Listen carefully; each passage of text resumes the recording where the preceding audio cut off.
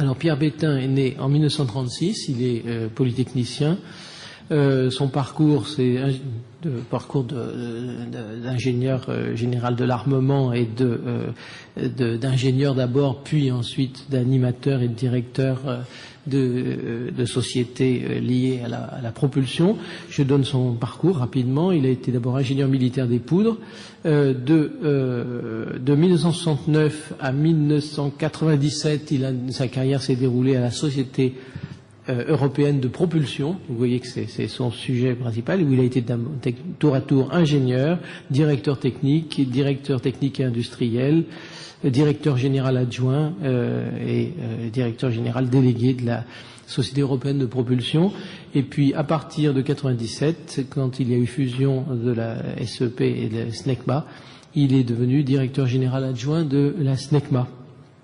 Donc ça, son monde, son activité professionnelle et son monde, c'est la propulsion depuis plus de 40 années, de la propulsion à poudre depuis l'origine, à la propulsion à liquide depuis 84, et de la propulsion, bien sûr, dans tout ça, la propulsion aéronautique et pas seulement balistique. Donc il est un des spécialistes internationaux des matériaux, de la propulsion et des matériaux composites. Il a reçu de nombreux prix, bien sûr, et membre de nombreuses associations liées à l'astronautique, à l'aéronautique et à la propulsion. Je vais lui passer la parole pour une cinquantaine de minutes, et puis ensuite, nous pourrons lui poser nos questions. Merci.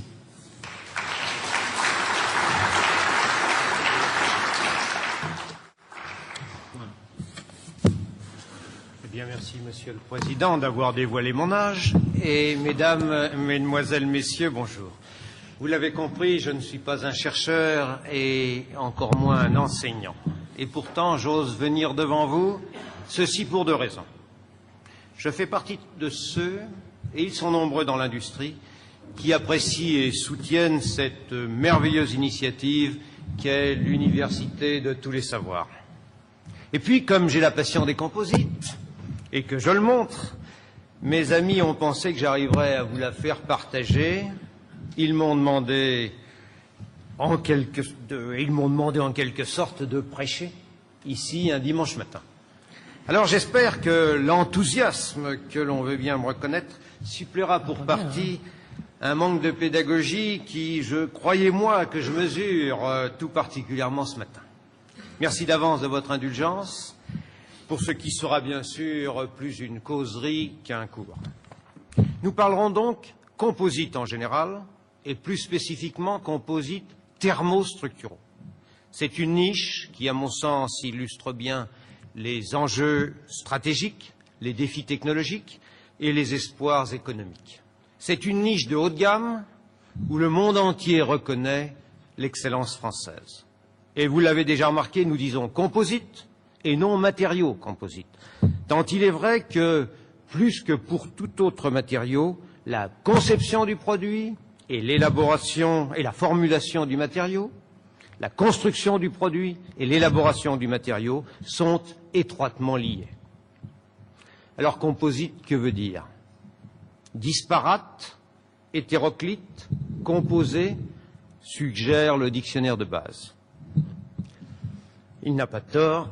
Au-delà du mélange, au-delà de l'alliage dont on vous a parlé hier, il s'agit en effet de réunir des matières disparates, de les assembler selon des architectures hétéroclites et de les utiliser de façon judicieusement composée pour obtenir des propriétés, des produits et des services dont aucune des matières constitutives n'est capable et qui vont au-delà des possibilités des matériaux les plus classiques. La combinaison gagnante consiste à faire vivre et travailler ensemble un renfort fibreux et un mélange matriciel combinant tenue mécanique et adéquation chimique. La nature nous en offre de nombreux exemples. La plupart des végétaux sont fibrés et beaucoup ont un comportement composite. Les arbres tout particulièrement, le bois étant un exemple achevé de composite alliant dans des concepts optimisés une variété de textures et de matrices ligneuses destinés à résister ensemble aux agressions mécaniques et chimiques de l'environnement. Très tôt, l'homme a observé cela et cherché à en faire autant. Il a renforcé ces matériaux en y incorporant des fibres en vrac, puis il les a armés en y intégrant des textures fibreuses organisées. Les premiers Égyptiens, vous le savez, mélangeaient paille et terre pour accroître la résistance de leurs briques. Le marché du torchis a été important et durable. Nos parents ont inventé le plastique armé, le béton armé, et cependant, c'est la course à l'espace, l'effort consacré aux grands programmes balistiques et spatiaux, le besoin de constructions légères, résistantes et fiables, qui ont déclenché il y a environ 30 ans le réel progrès des composites. Rapidement relayée par l'aéronautique, cette démarche a provoqué l'apparition, dans les pays impliqués, d'une véritable industrie spécialisée, adossée à un important réseau scientifique et technologique. Alors, où en sommes-nous aujourd'hui? En bonne progression et en forte projection. La production 99 de fibres de carbone, dont nous reparlerons, dépassait les 40 000 tonnes, avec déjà une consommation équilibrée, 50-50, entre l'aérospace et les applications industrielles. Elle a doublé en 2 ans, et signe encourageant, le ratio aérospace sur industrie est passé de 2 à 1. L'Airbus A340, par exemple, est à 20% composite. Le Rafale, comme le F-22 américain, à 25% composite, pour seulement 10% au Mirage 2000 de la génération précédente. La faisabilité de voilure et de fuselage composite est désormais démontrée par les grands constructeurs Boeing, Airbus. Nicole Beauclerc en rend compte régulièrement dans Air et Cosmos, en soulignant fort bien les gains de masse spectaculaires obtenus, ainsi que les progrès effectués par les designers pour concevoir composite et offrir ainsi des architectures plus simples, plus robustes et moins coûteuses. Il est vrai qu'une bonne construction composite s'éloigne autant de la construction métallique que Notre-Dame de la Tour Eiffel. Mais venons-en au b.a.-ba du matériau composite. C'est donc un matériau constitué de phases physiquement distinctes, jouant le rôle de renfort et distribué dans une phase globalement continue appelée matrice. Les phases réparties peuvent être à base de particules, de whiskers, vous savez, ce sont des sortes de poils purs à hautes caractéristiques, de lamelles, de fibres courtes, ou mieux de fibres longues, plus ou moins organisées sous forme de textures. La propriété dominante de ces renforts est bien sûr leur grande résistance mécanique. Lorsque le matériau est soumis à une sollicitation, le renfort résiste et transmet une partie des contraintes à la matrice à laquelle il est lié. La matrice, qui en règle générale a été choisie plus souple que le renfort, se déforme, s'adapte, se relâche, et elle répartit ses contraintes, ce qui soulage l'édifice et équilibre au mieux l'effort demandé à chaque partie du renfort. C'est un vrai travail d'équipe, dont l'objectif est l'harmonie de sollicitation sur le renfort grâce au travail de répartiteur de la matrice. C'est un symbole de réussite du couplage de la résistance et de la souplesse, ou si vous le voulez, de la force et de la diplomatie. Renfort et matrice peuvent être chimiquement différents, chacun d'eux pouvant appartenir à la classe des polymères, des céramiques ou encore des métaux. Pour autant, bien sûr, que le couple soit compatible et que des réactions chimiques néfastes n'interviennent pas entre eux lors de l'élaboration ou de la vie en service du composite. Par tradition, on désigne un composite par 2 substantifs successifs, indiquant la nature du renfort, puis celle de la fibre, de la matrice. La nature du renfort, puis celle de la matrice. On dit ainsi verre époxy, pour un composite à base de fibres de verre et de résine époxy polymérisée. De même, Kevlar époxy, carbone époxy, lorsqu'on associe la fibre synthétique de Kevlar ou celle de carbone à une matrice époxy. Ce sont actuellement les meilleurs composites structuraux. Ils sont largement utilisés dans la construction des avions et des fusées, bien entendu, du fait de leur matrice polymère, leur tenue thermique est très médiocre. J'insiste, ce sont des composites structuraux. On les voit en haut et à votre gauche de ce diagramme, qui représente la résistance spécifique des meilleurs matériaux en fonction de la plage de température d'utilisation.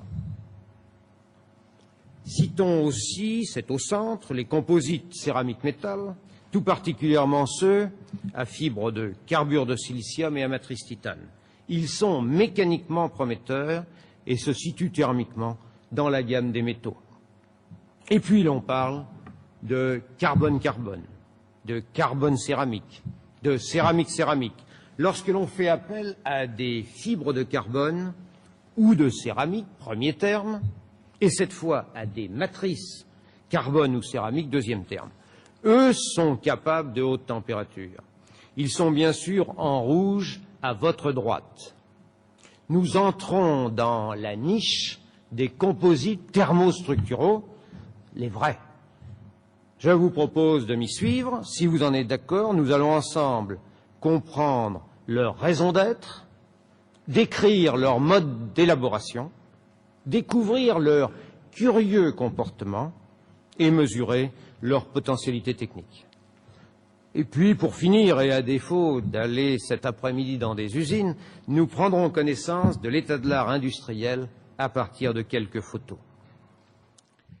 Rappelons d'abord les caractéristiques de base de la famille des céramiques. Donnée d'entrée, le point de fusion est élevé, supérieur à 2000 degrés.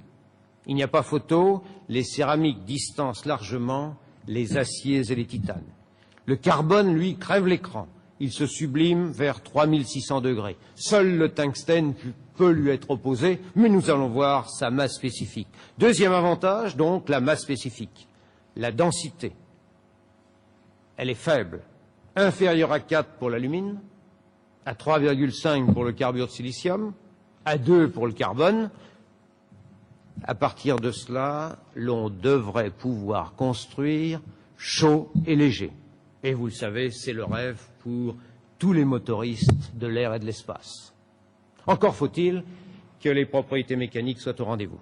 Or, si la résistance mécanique des céramiques est bonne, leur capacité d'allongement est faible.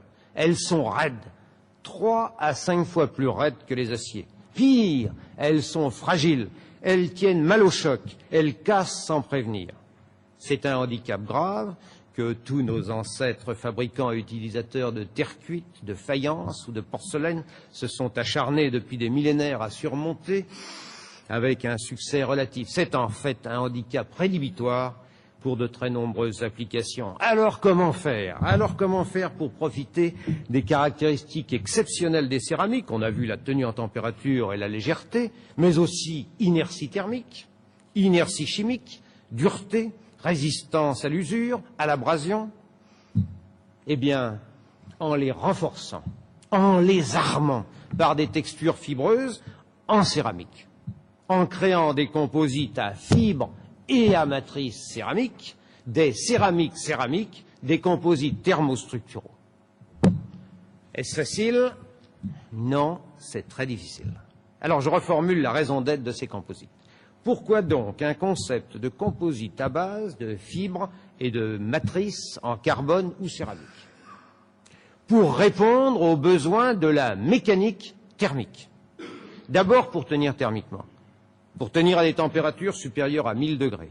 La plupart des composites, et plus généralement les matériaux, en sont incapables.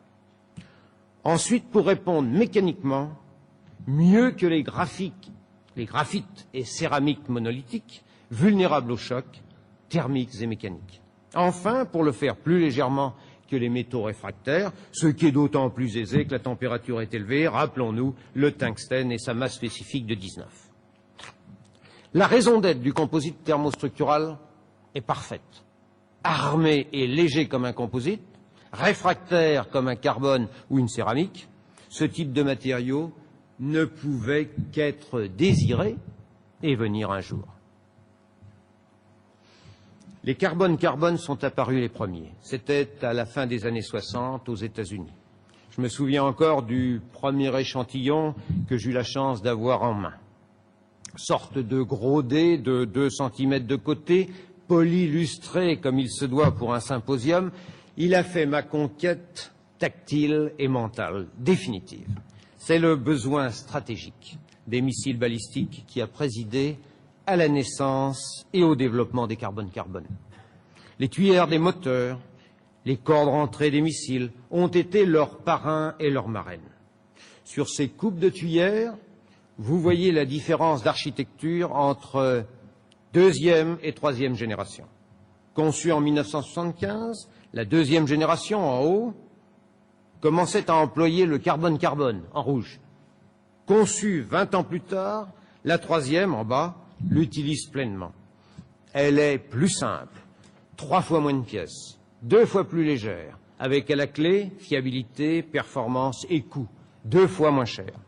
Les carbone-carbone ont ainsi parfaitement répondu à l'attente des pionniers de la construction composite thermostructurale. Il est vrai que ce premier créneau se caractérise par une utilisation unique, one shot, de courte durée, quelques minutes, en atmosphère réductrice ou rare. En effet, le bonheur légitime des charbonniers fait notre malheur. Le carbone brûle, il s'oxyde lentement mais sûrement. Quel dommage que ce manque de tenue à l'oxydation du carbone. Autrement, le carbone-carbone eût été le composite thermostructural universel et nous aurions pu cesser nos recherches. À défaut, le carbure de silicium a été retenu pour son bon compromis, résistance mécanique, densité, tenue à l'oxydation. Et sur ce diagramme, vous voyez le domaine d'emploi des carbone-carbone en bleu, carbone, carbure de silicium en vert, et carbure de silicium en rouge. Lisons-le par exemple à 1000 degrés. Le premier, le carbone-carbone, tient 1 heure maximum. Le second, 100 heures. Le troisième, plus de 10 000 heures. Le tout, bien sûr, en atmosphère oxydante. Et c'est en France, à Bordeaux, que les composites à matrice en carbure de silicium ont vu le jour au milieu des années 70. Ce sont les chercheurs de l'université du CNRS, travaillant déjà en étroite relation avec les industriels de la propulsion, qui les ont inventés. Depuis, de nombreux laboratoires ont étudié ces composites de par le monde. États-Unis, France, Japon, Allemagne, notre pays demeure en excellente position et le professeur Roger Nalin, à l'origine de la découverte et directeur actuel du laboratoire des composites thermostructuraux, est reconnu par ses collègues internationaux pour être la référence. The Academy of Ceramics lui a très justement décerné l'International Ceramics Prize du Millennium. C'est lui qui, sans conteste, aurait dû être aujourd'hui devant vous. Maintenant, si vous voulez approfondir, il enseigne à Bordeaux, et c'est trapu. Mais quelles sont donc les applications stratégiques qui tirent la technologie des céramiques? Premier tracteur technologique, les moteurs aéronautiques, auxquels ils peuvent procurer à la fois un gain de consommation, une réduction des débits de refroidissement et un affaiblissement sonore, jouant ainsi sur les 3 tableaux, énergie, pollution et bruit. C'est essentiel, n'est-ce pas? Voyez ici l'évolution en 30 ans de la température des turbines de moteurs d'avion construites en métal. Mon collègue hier en a parlé. La température de fonctionnement a été augmentée de 800 degrés. Bien joué, c'est la courbe rouge. Pour seulement 100 degrés de progrès sur la tenue du métal, c'est la courbe jaune en bas. Les ingénieurs ont bien travaillé. Le refroidissement est intense. Mais quelle grande complexité géométrique et évidemment, quel manque d'efficience. On arrive à l'asymptote de la construction métallique. Second tracteur technologique, les futurs avions spatiaux, les véhicules spatiaux réutilisables, comme on dit désormais, qui, tant pour leur carrosserie lors de la rentrée dans l'atmosphère, que pour leurs moteurs, bien sûr, ont un besoin absolu de construction thermostructurale. Très légère et cependant fiable et durable. C'est incontournable dans ce cas-là. Alors vous voyez ce bel oiseau X-33 américain, il devra subir 1500 degrés pendant une demi-heure à chaque rentrée dans l'atmosphère. C'est un gros travail de conception et de construction de carrosserie chaude qui est loin d'être achevé. Entre-temps, un marché volumique a vu le jour. Grâce à une vertu supplémentaire du carbone, son coefficient de frottement est non seulement bon, mais, fait exceptionnel, il s'améliore quand la température augmente. Le freinage carbone a supplanté le freinage métallique pour les avions militaires puis civils. Le carbone-carbone a apporté des gains significatifs en matière de masse, de performance, de sécurité et de maintenabilité. La production mondiale annuelle de disques en carbone dépasse déjà 1000 tonnes. Elle a pratiquement doublé en 4 ans et son avenir est d'autant plus prometteur que désormais, le carbone est économiquement compétitif pour ce type d'application. Ici, vous voyez l'évolution du prix et du tonnage de la production française. Aujourd'hui donc, et pour la première fois, je crois qu'on peut dire que la famille des composites thermostructuraux est à la fois tirée techniquement par des besoins stratégiques forts et soutenue économiquement par un marché commercial florissant. Il est clair que les conditions sont donc requises pour accroître l'effort de progrès en matière de céramique et pour, parallèlement, élargir le marché industriel des carbone-carbone.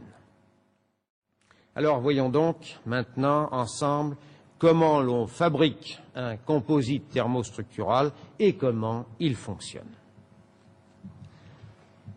Tout commence par des fibres longues de préférence. Sans elles, pas de texture et pas de composites thermostructuraux de haut de gamme. Les fibres de carbone sont réalisées à partir de différents précurseurs, mais le procédé de fabrication est essentiellement le même. Une fibre de polymère, rayon, polyacrylonitrile, brai, est pyrolysée en atmosphère contrôlée et soumise à une tension pour augmenter sa résistance. Elle peut ensuite être traitée thermiquement jusqu'à 3000 degrés. On constate alors qu'elle est formée de longs faisceaux de plans graphitiques liés entre eux selon une structure cristalline en couches parallèles à l'axe de la fibre. C'est la raison pour laquelle les fibres de carbone sont tout particulièrement anisotropes. Les fibres de carbure de silicium, elles, sont obtenues à partir d'un polymère comme le polycarbocylane qui est fondu puis filé.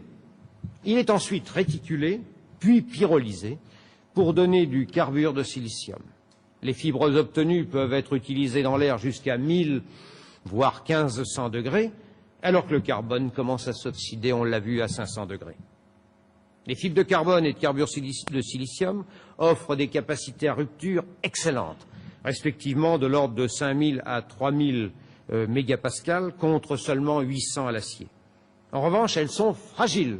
Elles rompent sous charge après une très faible déformation plastique, contrairement aux métaux qui sont en général très plastiques, assez plastiques.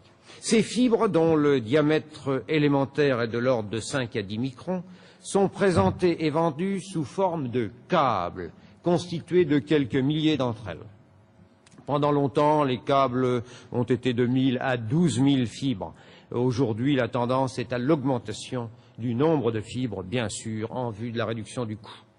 À partir de ces câbles, et en fonction des pièces à produire, il convient ensuite de réaliser le renfort fibreux, selon un modèle de texture résistant aux champs de sollicitation mécanique prévus en service, et de s'efforcer d'approcher le plus possible la forme finale de la pièce. On fabrique alors ce que l'on appelle une préforme en choisissant le procédé textile le mieux adapté. Selon le cas, on tisse, on tresse, on tricote, on croise, on bobine. Encore faut-il assurer la cohésion d'ensemble dans toutes les directions et éviter le risque majeur de délaminage entre couches non liées entre elles. Pour cela, on a longtemps retenu de tisser en 3 dimensions sur des métiers complexes, ou encore d'entrecroiser selon 4 directions des baguettes pultrudées à partir de câbles. Quasi indispensables pour des pièces épaisses, très fortement sollicitées, ces constructions textiles demeurent évidemment onéreuses. Ici, un modèle de construction 4D, selon les 4 diagonales du cube. C'est un merveilleux brevet d'un ingénieur français, il a tenu très longtemps. Autre technique, la technique de l'aiguilletage, qui permet de lier des couches entre elles par transfert de fibres dans l'épaisseur de la préforme à l'aide d'aiguilles à barbe. Elle est beaucoup plus industrielle. Elle s'est imposée dans de nombreux cas pour les préformes en câble de carbone, issues de l'industrie des non-tissés, des moquettes. Utilisant une planche de fakir munie d'hameçons, elle est de mise en œuvre simple et conduit à un carbone-carbone économique. Une autre méthode intéressante et prometteuse, la technique du tissage interlock, qui lie l'édifice par des câbles impliquant plusieurs couches. Elle est surtout pratiquée pour des textures céramiques qui supportent mal l'aiguilletage. Comme vous le devinez, il y a eu prolifération de tentatives technologiques avec d'ailleurs effet de mode et querelle d'école. Le progrès de la prédiction du comportement des pièces en fonctionnement, qui permet une meilleure définition de la texture recherchée, ainsi que l'intérêt récemment manifesté par l'industrie textile pour des matériaux longtemps considérés par elle comme exotiques, ont apporté un souffle nouveau. Mon bon ami Jean Brochier, tisseur lyonnais de génie et pionnier des composites, disait souvent « Oh, moi, je croise les fils ». Désormais, Jean, de plus en plus, on place les fils. Voyons maintenant comment l'on fabrique les matrices. L'opération de dépôt d'une matrice dans une préforme, ou si vous le voulez, de remplissage de la préforme, est dans le jargon composite appelée opération de densification. Elle s'effectue par voie liquide, par voie gazeuse ou encore par une combinaison des deux. La densification par voie liquide consiste à imprégner la préforme fibreuse par un polymère à l'état fondu ou en solution, une résine phénolique, un brai pour le carbone, ou encore le polycarbocylane pour le carbure de silicium. L'ensemble est ensuite pyrolysé. Le polymère se décompose, donnant de la céramique qui se dépose dans la préforme et des volatiles qui s'échappent en laissant des porosités. L'ébauche est alors soumise plusieurs fois au même cycle jusqu'à ce que les porosités soient suffisamment comblées et la densité désirée atteinte. La densification par voie gazeuse est la plus fréquemment utilisée. Dans ce cas, la préforme installée dans un four est chauffée à 1000 degrés environ en présence d'un flux de précurseurs gazeux comme le méthane, le propane pour les matrices de carbone, le méthyltrichlorosilane pour les matrices carbure de silicium. Le gaz diffuse dans les porosités de la préforme, s'y décompose et dépose la matrice sur les fibres. C'est l'infiltration chimique en phase vapeur. La densification des composites thermostructuraux relève donc d'une industrie lourde, comparable à la sidérurgie, avec des fours à haute température, fonctionnant à faible pression et utilisant des espèces réactives qui demandent des précautions particulières d'hygiène et de sécurité. Les procédés de densification se caractérisent par des longs séjours dans les fours et la nécessité de fonctionner en feu continu. L'utilisation optimale de la main-d'œuvre suppose en conséquence l'installation d'unités dotées de nombreux fours qui sont chargés et déchargés successivement de leurs pièces.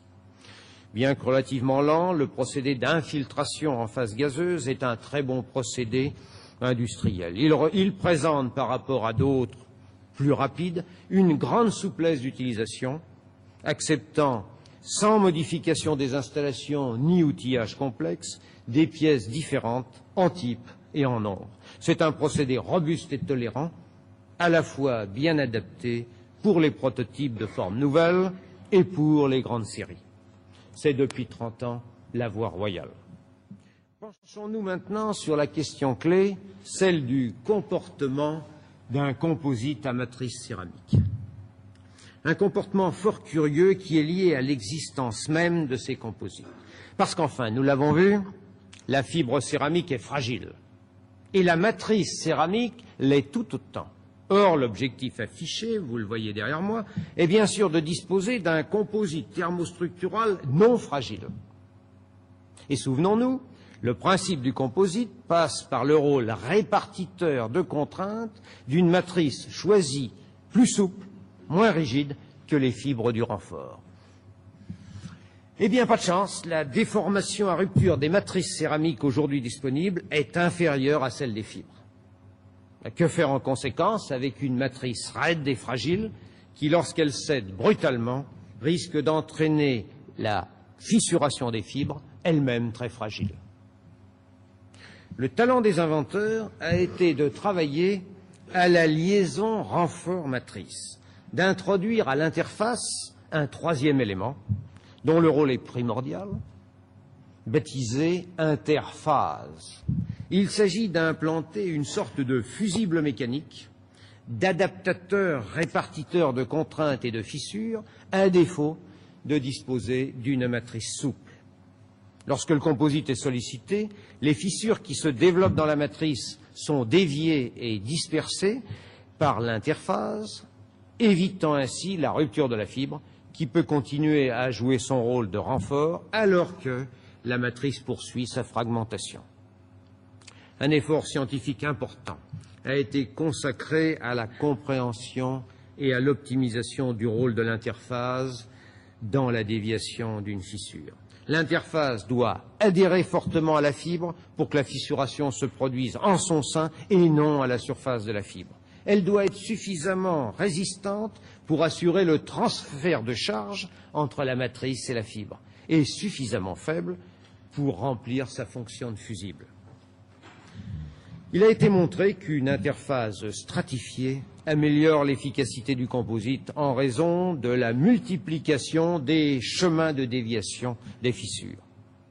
La plus classique de ces interphases est constituée par des couches successives de pyrocarbone entourant les fibres. Mais, si le pyrocarbone est un excellent matériau d'interphase, il demeure sensible à l'oxydation, rappelons-nous, qui commence à 500 degrés.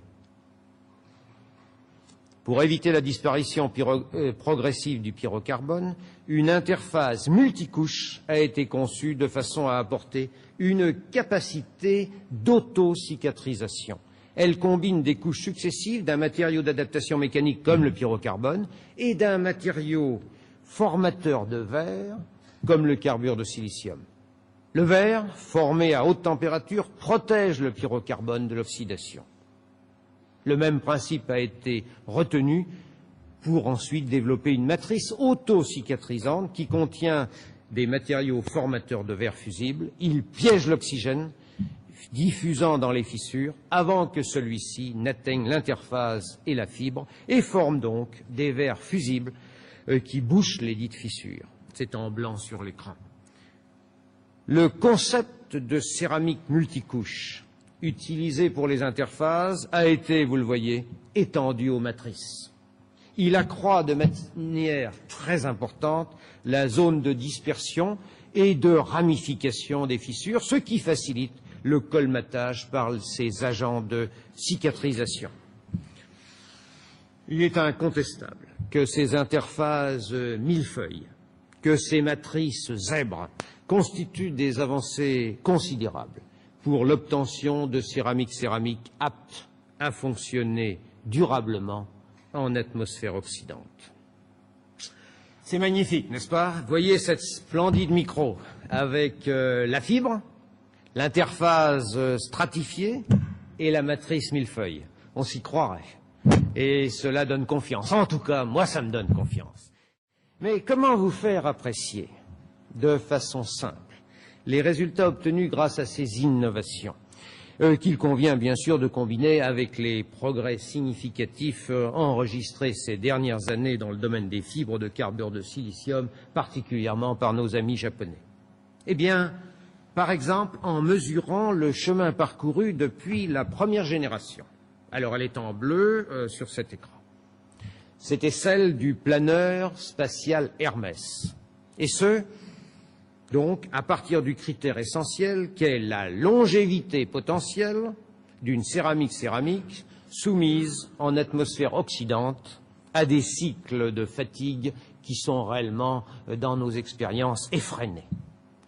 La seconde génération en rouge incorpore le progrès effectué sur les interphases et les matrices. La troisième en vert y ajoute le progrès sur les fibres et les textures. Dans ces conditions très dures, il est vrai, ce qui, vous le voyez, à 500 degrés ne tenait que 60 heures, approche les 1000 heures maintenant, grâce au progrès mécanique des fibres et interfaces, et surtout conserve cette longévité jusqu'à 1200 degrés. C'est le progrès anti-oxydation des interfaces et matrices qui apporte ce gain.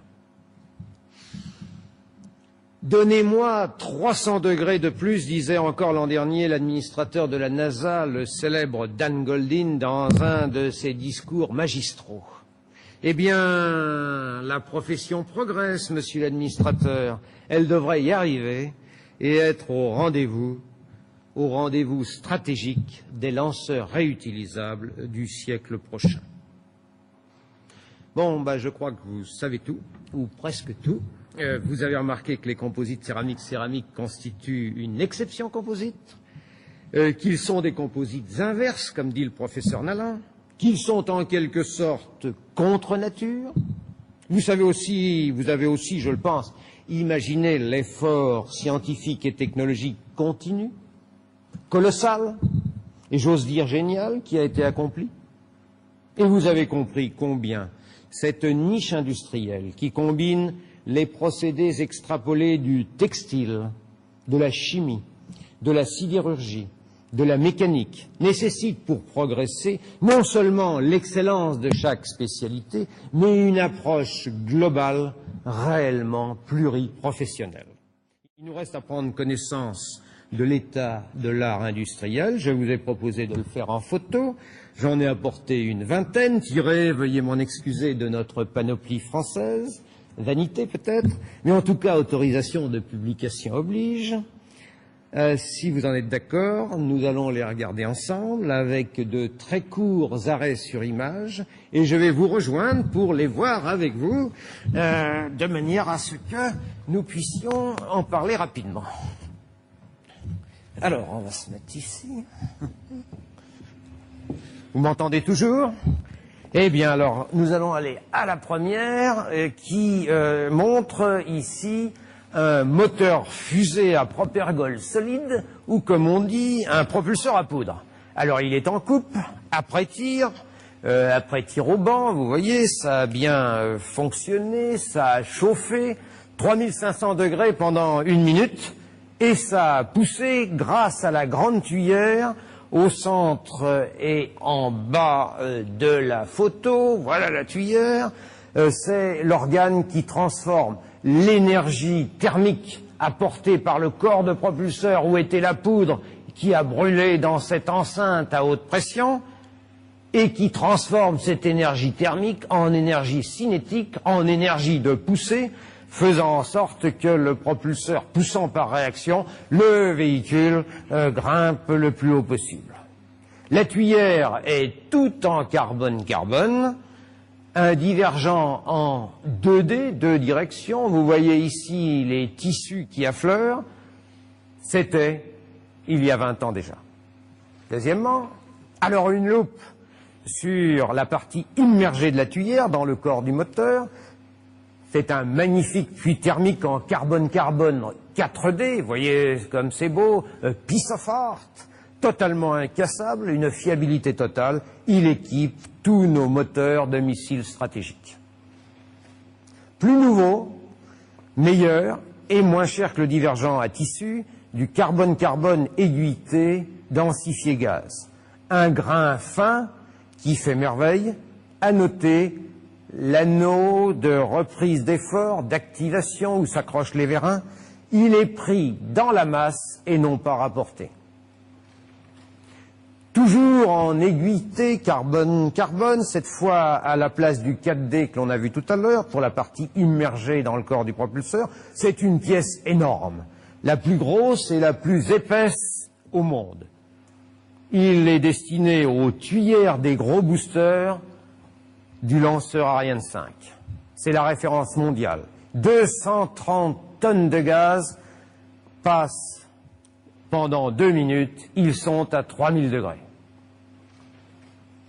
Un autre divergent, le plus grand au monde cette fois-ci, mais mince, 3 mm d'épaisseur, et léger, moins de 100 kg, 90 m'a-t-on dit.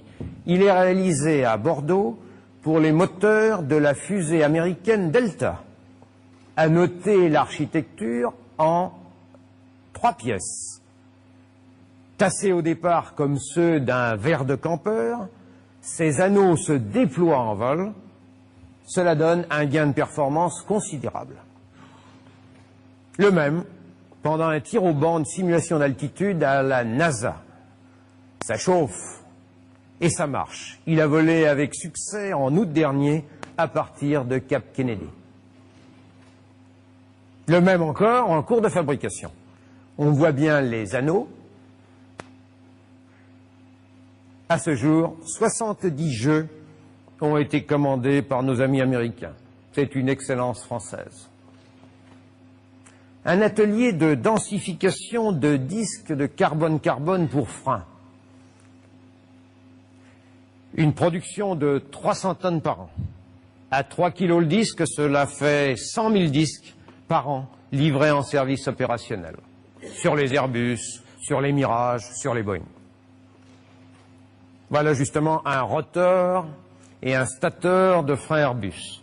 Vous voyez, concept dépouillé, robuste, léger, efficace. Le carbone apporte 500 kg d'allègement par avion, une distance d'arrêt réduite, une longévité accrue, une maintenance simplifiée, la performance globale dans toute sa splendeur. Ici, un jeu de disques et patins pour frein de véhicules terrestres.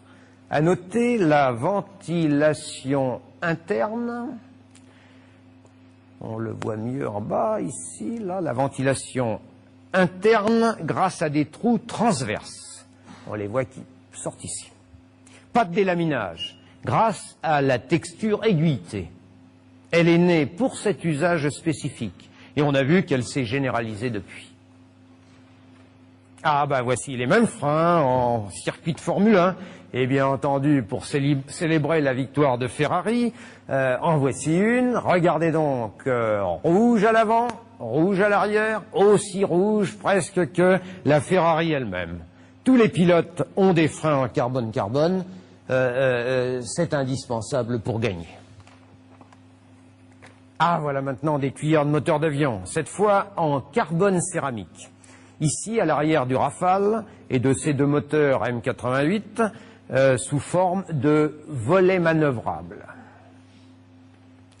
Première application de série pour un carbone céramique. Ça tient bien, mieux que prévu, et plus longtemps.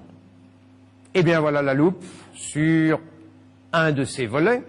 On note la liaison avec les ferrures métalliques. C'est une difficulté. C'est aussi un axe de progrès très important que ces liaisons métal-céramique. On y travaille beaucoup. Une vanne multifonction pour gaz à 2000 degrés. Les gaz sont vannés dans toute cette vanne multifonction.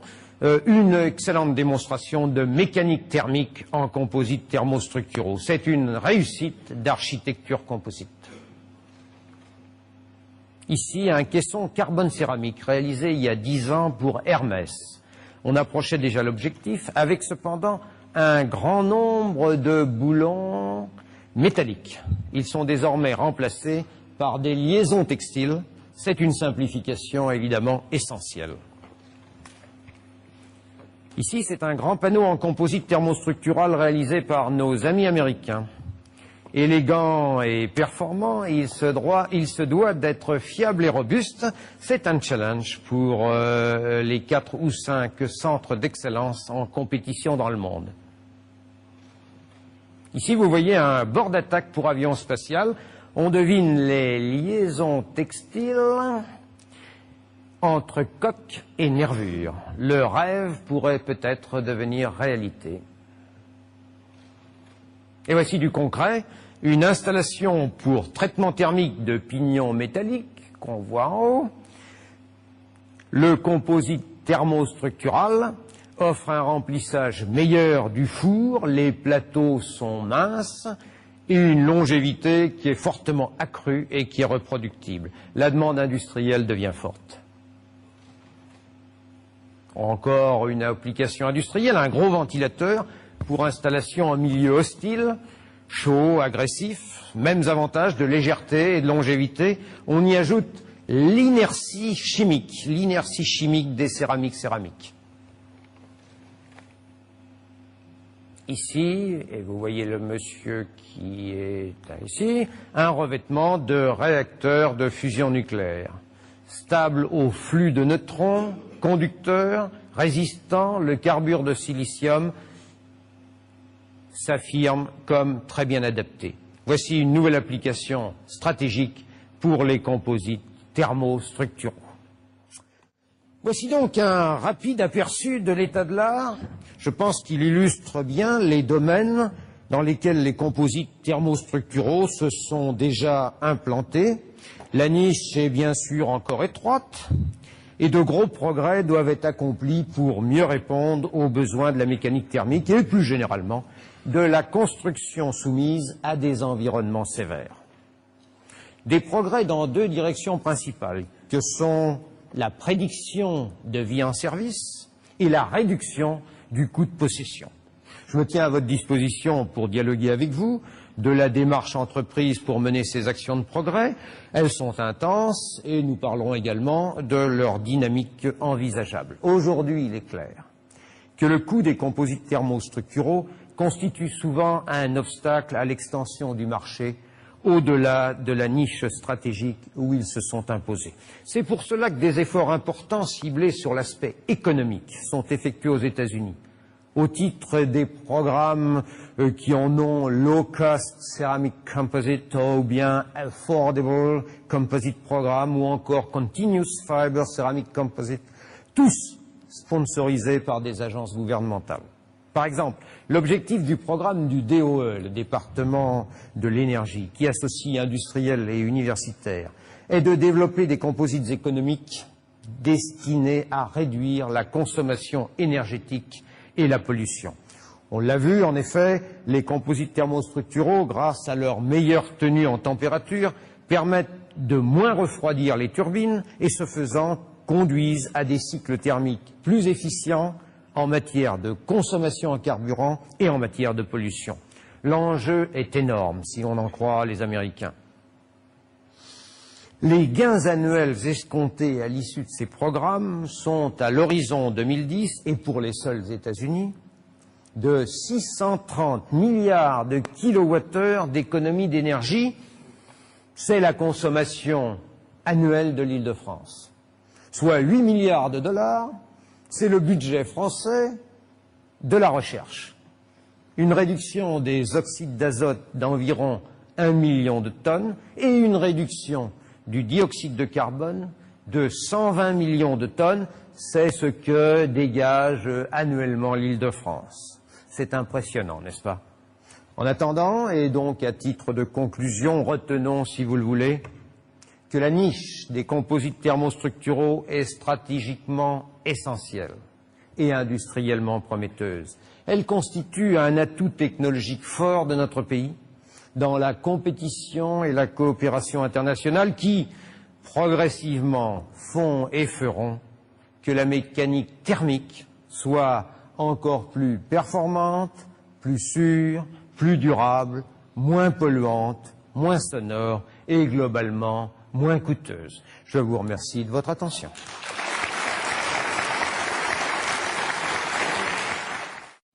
Dans ce domaine, Je voulais vous demander deux questions, vous poser deux questions. D'une part, est-ce qu'on a la maîtrise totale une fois tous les tests remplis?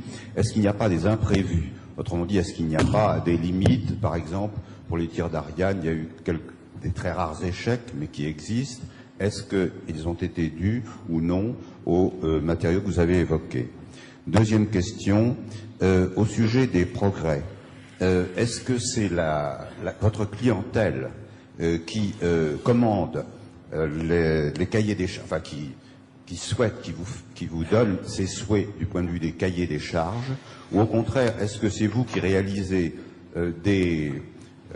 dans vos ateliers, qui réalisez des qualités, et ensuite vous proposez à votre clientèle ces qualités? Eh bien, merci. Ce sont d'excellentes questions qui peuvent d'ailleurs se généraliser et qui ne sont pas spécialement dirigées vers les composites thermostructuraux. Je vous répondrai donc comme un motoriste que je suis d'abord et qui naturellement, comment dirais-je, comme on dit, jouant avec le feu, n'est-ce pas, demande à être très prudent. Je suis encore en vie, voyez-vous, après 42 ans de propulsion, ce qui prouve que l'on a à la fois apporté performance et fiabilité. Ben, je vais commencer par vous répondre au sujet de la première question, c'est-à-dire les risques du métier. Non, alors premièrement, les échecs d'Ariane que nous avons connus il y a une quinzaine d'années, notamment sur le moteur d'étage supérieur, n'étaient pas du tout liés en relation avec ces matériaux. À cette époque, et encore maintenant, Ariane et les moteurs d'Ariane sont très largement fabriqués en matériaux métalliques. C'était des questions d'allumage, de combustion, et non pas du tout de matériaux. Mais je préfère alors vous répondre de la manière suivante. Eh bien, écoutez, il y a une quarantaine d'années, nous faisions nos moteurs à poudre, vous les avez vus tout à l'heure, 90% avec du métal, 10% avec du composite.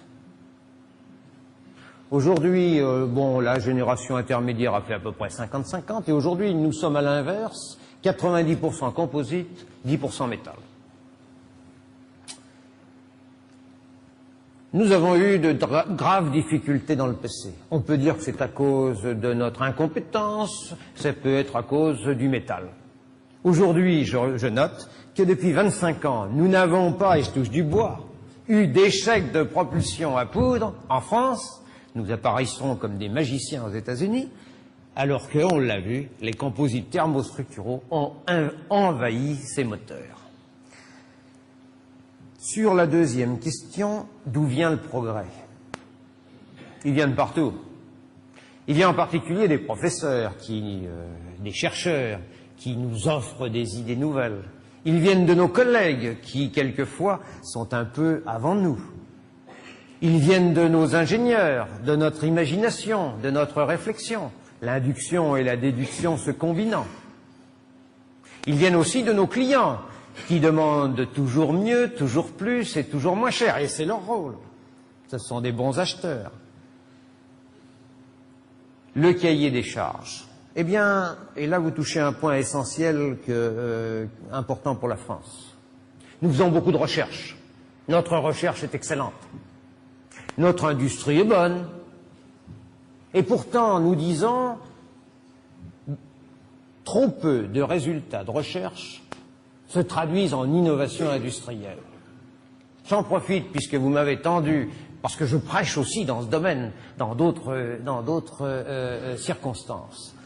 J'en profite pour vous dire notre lacune française est le fait qu'entre la recherche et l'industrie, l'effort de technologie, l'effort de transformation des graines qui sortent de la recherche, ce ne sont pas des fruits, ce sont des graines.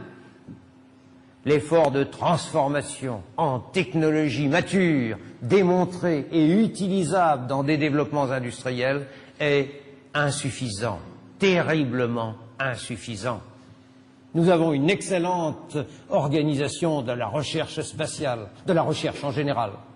Nous avons une très bonne implantation industrielle. Où sont nos technologues? Quels sont les efforts technologiques? Quels sont les budgets? vous avez vu que dans un certain domaine, comme les composites thermostructuraux, où un effort technologique a été fait, la France est en bonne position. Nous disons à tous, à l'opinion publique, aux ministres et à toute la France, renforçons notre effort technologique. Ça a été le génie japonais, et croyez-moi, les Américains aujourd'hui mettent de l'effort en crédit et en talent sur l'effort technologique qui sépare le résultat de la recherche et la réussite industrielle. Il y va dans nos domaines des moteurs, de l'aéronautique, de l'espace, de durée de quelque chose 5 à 10 ans pour transformer un résultat de recherche en possibilité de développement réel. Je suis allé un petit peu loin dans ma réponse, mais vous m'avez tendu la perche, merci. Monsieur, au centre, là. Pourriez-vous nous dire quels sont les matériaux qui ont été utilisés pour fabriquer l'avion furtif? Pour l'avion, ah ouais. Bon, alors, je ne le pourrais pas pour deux raisons. Je ne suis pas américain, et si je savais quelque chose, je serais tenu au secret. Cependant, notons donc qu'il s'agit d'un avion. Notons donc qu'il reste dans les airs et pour l'instant ne part pas dans l'espace. Il n'a donc pas à souffrir de hautes températures. C'est donc un avion qui, pour l'essentiel, est réalisé en composites structuraux, c'est-à-dire en fibres de carbone et en matrice résine. J'en avais parlé au début de cette petite présentation. Bien sûr, ce sont des résines qui doivent quand même être capables de 300, 250, 300 degrés. Des polyimides en général. En fait, ce qui est apporté pour être alors discret, furtif, ce sont des matériaux complémentaires qui sont intégrés dans les résines ou déposés en surface. Ces produits sont à base de métaux ou de métalloïdes particuliers. Le CEA est plus expert que moi en la matière. Nous avons pas mal de travaux sur le Rafale, par exemple, dans ce domaine. Lorsqu'il s'agit de composites thermostructuraux, on peut vouloir également de la discrétion. La température à laquelle les températures auxquelles sont soumis, portés ces matériaux, font que la plupart du temps, les produits qui apportent la discrétion sont détruits par la haute température. Il n'en reste pas moins que nous travaillons dans ce domaine. Merci, mais c'est tout ce que je vous en dirai aujourd'hui. Monsieur. Deux petites questions à vous poser. La première concerne l'assemblage de ces grandes structures en composites thermostructuraux. Est-ce qu'on favorise plus le riftage ou le collage? Parce que en métallurgie, maintenant on a développé une technique qui s'appelle le SPFDB pour limiter le riftage. Dans les composites à matrice thermodurcissable ou thermoplastique, c'est le collage qu'on favorise. Donc ma question pour les composites céramiques, est-ce qu'on utilise un riftage ou un collage et quel matériau on utilise pour le riftage? Et ma deuxième question, c'est le phénomène de l'ablation laser dans la retrait spatiale. Quel composite plus précisément on utilise pour lutter contre ce phénomène de la volatilisation en surface? Bien. Sur le premier, vous touchez un des points majeurs de la construction composite, c'est l'assemblage. Alors, en construction métallique, on a beaucoup travaillé, il y a des standards, nos ancêtres ont bien fait, et Gustave Eiffel a montré qu'on pouvait faire des choses excellentes. En composites structuraux, qui ne sont pas portés à haute température, le collage s'est quasiment généralisé. Collage par des films de colle mince que l'on place entre deux parties de composite, plus ou moins d'ailleurs polymérisées, et l'on cuit ceci sous pression. Les collages sont devenus excellents. Je me souviens encore de l'époque où nos amis de Dassault réalisaient leurs avions à l'aide de collage et de riftage. La ceinture et les bretelles, il le fallait à cette époque. Désormais, les collages l'emportent. En ce qui concerne les composites thermostructuraux, il n'est pas possible d'utiliser des colles. Les colles à ces températures de 1000 à 3000 degrés disparaissent. Nous devons donc nous mettre au travail pour soit faire des assemblages mécaniques traditionnels. Nous faisons des boulons, des écrous, des rivets en céramique ou en carbone. C'est toujours possible. Les assemblages mécaniques sont toujours possibles. Moins il y en a, mieux ça se passe. Je vous ai montré combien la conception composite avait pour objectif d'aller vers des formes simples, un nombre de pièces extrêmement réduit. Bien entendu, il s'agit de mettre ces liaisons aux endroits les moins exposés, soit au plan mécanique, soit au plan thermique. Juste un record en passant. La première génération de nos propulseurs dont je parlais tout à l'heure et qui était en métal à 90%, pour faire un propulseur, il fallait 1 millier de pièces environ. Aujourd'hui, pour le même genre de propulseur, avec les mêmes fonctions, et là où l'on a 90% de composite, nous sommes en dessous de 100 pièces. Nous avons réduit de près de 10 le nombre de pièces, donc le nombre d'assemblages. Alors quand même, il reste des assemblages. Tous ne peuvent pas être mécaniques. Alors que fait-on? Eh bien, nous faisons des assemblages matériaux entre carbone et carbone, carbone et céramique, et de plus en plus céramique et métal. Des sortes de brasage, j'ose pas dire soudage. Nous avons à travailler. Il y a vraisemblablement encore une dizaine, quinzaine d'années de travail dans ce domaine pour arriver réellement à maîtriser tout ceci d'une manière élégante, mais dès maintenant, ceci se fait. Ajoutons le fait que la plupart du temps, mais là je commence à aller vers un peu de secret industriel, nous aidons ces assemblages, collages, enfin assemblages par brasage si vous voulez, par des liaisons textiles. Imaginez entre deux pièces que nous puissions faire en sorte que certains bouts de fibres de textile pénètrent de l'un vers l'autre. Voici donc le moins d'assemblage possible, avec l'ambition d'aller vers des assemblages céramique-métal. Ça existe dans l'industrie, en particulier dans le domaine de l'électronique. Là, il s'agit de grands ensembles et soumis à de très hautes températures et à des travaux de compression, traction et déplacement importants. En ce qui concerne l'ablation lors de la rentrée, tout simplement, eh bien, ce sont ces carbones céramiques ou céramique-céramique qui permettent de tenir à l'ablation. Lorsque l'on avait des matériaux à base de résine polymérisée, de texture fibreuse et de résine polymérisée, comme la navette spatiale avec ses tuiles, n'est-ce pas? La navette spatiale avec ses tuiles s'ablate, s'érode, s'ablate. Les tuiles sont épaisses et progressivement elles se réduisent en épaisseur. Et puis un jour, on les change. À noter qu'elles sont collées sur la structure résistante, et vous savez que, de temps en temps, eh bien, ma foi, bon, il en manque une.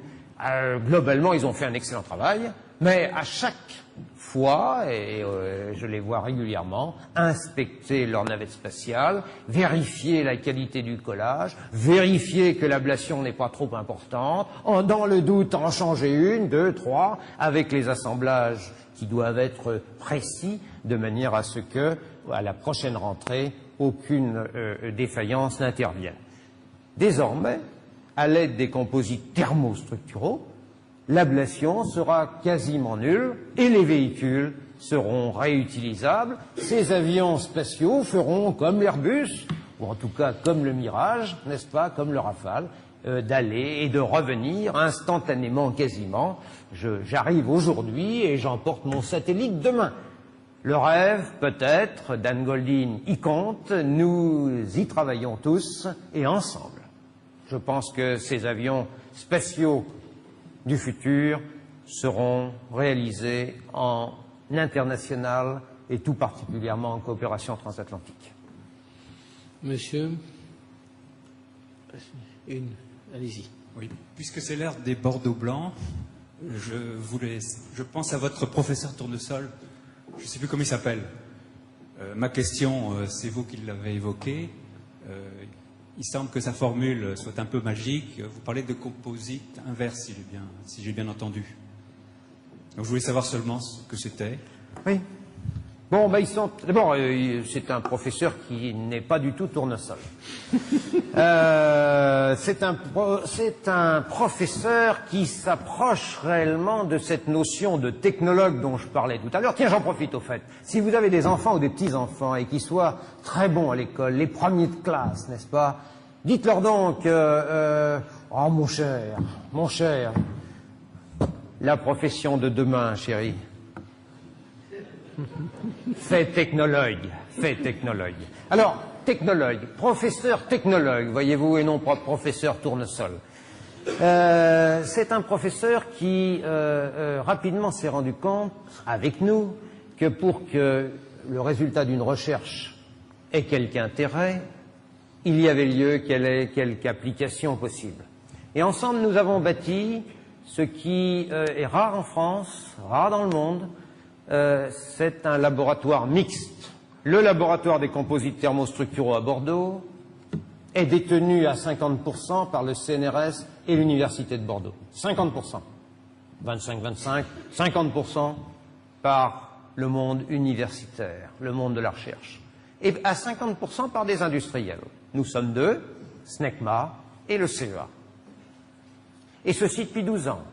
Il y a 70 chercheurs qui travaillent ensemble, quelle que soit leur provenance. Ils s'y disent heureux, ils font de la recherche de base qui est, d'après les instances officielles du CNRS et de l'université, reconnue comme à très haut niveau. Vous avez vu que l'international salue cet effort et ce travail. Et nous, industriels, nous disons que c'est un excellent travail qui mène naturellement à la technologie permettant de transformer des résultats de science en réalité. Alors maintenant, pourquoi sont-ils inverses? Eh bien, nous le sommes dit, n'est-ce pas? Les composites normaux ont une matrice souple qui répartit les contraintes, qui facilite tout, et le renfort se porte bien. Ici, nous avons une matrice avec les composites thermostructuraux qui est rigide, encore plus rigide que les fibres. Alors il faut donc le professeur technologue qui nous permette de surmonter cette chose qui aurait dû faire que les composites thermostructuraux n'arrivent jamais. Bien sûr, si vous me demandez, faites-vous des efforts pour assouplir la matrice? Oh bien sûr, on en est encore loin de compte, mais le travail sur la nanomatière, et en particulier ces fameux nanotubes qui aujourd'hui nous apportent un espoir nouveau, pourrait peut-être amener cet assouplissement de la matrice, peut-être pas pour en faire des composites totalement normaux, mais pour éviter qu'ils soient totalement inverses. Merci. Dernière question. Oui, bonjour monsieur. Bonjour. Je pense, j'ai deux petites questions. D'abord, je pense qu'économiquement, vous pourriez en faire un débouché impeccable pour, par exemple, je pense tout de suite aux gilets pare-balles. Je ne sais pas si on peut les faire en deux tels composites. Les gilets pare-balles. Les gilets pare-balles. On pourrait en équiper les soldats. Et ma deuxième question est plus pointue. Quid d'un assemblage chimique par exemple la médecine, pour aussi intervenir au niveau de l'informatique, pour pouvoir faire des réparations et des trucs comme ça. Merci. Oui. Bon, bah alors, en ce qui concerne le premier point, il est évident que les céramiques sont connues comme excellentes pour les blindages. C'est pas nouveau, on en fabrique. Et on en fabrique avec des céramiques monolithiques. Alors on prend des petits carreaux de céramique que l'on colle sur, par exemple, une structure souple, du Kevlar, par exemple, et l'on fait aussi des sortes de zèbres en céramique qui permettent de dissiper l'énergie. Vous avez compris, dans ce que je vous ai dit, qu'il y a de nombreux mécanismes de dissipation d'énergie qui sont organisées de manière à ce que les fissures puissent être acceptées, soient acceptables sans pour autant que le matériau n'ait de problème. Alors maintenant, quand un choc venant d'une balle, que ça soit une charge creuse ou autre chose, entre dans une céramique, nous avons ces phénomènes de dissipation d'énergie. Et si vous me posez la question, est-ce que les composites thermostructuraux, et particulièrement les céramiques, c'est-à-dire des céramiques armées, ne se présenteraient pas mieux que des céramiques monolithiques qui ont donc une propension à se casser? Mais bien sûr. Et si vous me demandez si nous travaillons sur les blindages, mais bien sûr. Et si vous me demandez pourquoi je ne l'ai pas montré, c'est parce que ce n'est pas encore tout à fait au niveau technique et économique valable. Pour les gilets pare-balles, bon, sauf à tirer à charge creuse, c'est peut-être pas indispensable. La céramique, sans plaisanter, a un avantage essentiel. C'est que quand vous tirez, quand vous mettez deux impacts proches l'un de l'autre à quelques fractions de seconde d'intervalle, mais proches l'un de l'autre, eh bien, ma foi, la céramique accepte le premier impact sans se briser. Alors que la céramique traditionnelle ne l'accepte pas, ce qui veut dire que si vous tirez quasiment au même endroit, eh bien, le deuxième shot peut être le bon ou le mauvais selon que vous êtes d'un côté ou de l'autre. En ce qui concerne l'aspect médecine, informatique, c'est-à-dire des débouchés dans d'autres domaines, eh bien, j'en parlais l'autre jour avec le professeur Sedel, qui est venu vous parler de biomatériaux. Nous avons travaillé avec lui et avec d'autres chirurgiens pour des implants médicaux, pour des prothèses osseuses. Nous avons fait, par exemple, en carbone-carbone, nous avons fait des prothèses en carbone, des prothèses de hanches. J'ai même vu de mes yeux vus, n'est-ce pas, c'était un mouton, qui à Marseille vivait avec un cœur en carbone-carbone. Bon, il était en très bonne forme, il m'a confié qu'il n'avait aucun problème. Simplement, le petit moteur électrique qu'il fallait mettre pour que tout fonctionne bien, était vraiment très gros. Et on pouvait vraiment pas le mettre dans le mouton. Alors que c'était un cœur rotatif en carbone-carbone. C'est le professeur Montiez qui avait voulu faire ça, et je lui avais fait le carbone-carbone qui allait, très compatible avec l'intérieur que je connais pas très bien, n'est-ce pas, sauf que il n'est pas à haute température. C'était un cœur rotatif. Ça fait quelque chose quand vous mettez l'oreille sur la poitrine de quelqu'un qui a un cœur rotatif, n'est-ce pas? Bon, ça fait quelque chose, c'est différent. Alors maintenant, l'électronique, mais bien sûr aussi l'électronique. Et en matière d'électronique, vous savez qu'on utilise beaucoup les céramiques dès que la température, lorsque l'électronique est portée à une certaine température. Est-ce que ces composites renforcés, ces composites thermostructuraux peuvent avoir des applications? Oui, à condition, bien entendu, qu'au plan économique, l'on fasse un certain gap. Vous avez vu tout à l'heure, du point de vue économique, comment le carbone-carbone pour les freins, les disques de frein d'avion, a chuté. Il a chuté d'une part parce que des innovations technologiques ont été faites, en particulier l'aiguilletage, mais aussi parce que le volume a cru. Or, ce sont des productions du style sidérurgique qui, donc, comme pour les aciers, ont besoin de larges volumes pour amener à une économie réelle. Les matériels investis, les équipements, les investissements à consentir sont lourds, et pour réussir économiquement, il faut donc que l'on puisse avoir une large production. Dès maintenant, nous avons 3 usines pour fabriquer ces carbone-carbone et céramique, d'usines françaises. L'une est implantée à Bordeaux, l'autre a été implantée à Lyon, et nous venons d'en implanter une aux États-Unis pour répondre mieux au marché américain. Bien, merci beaucoup.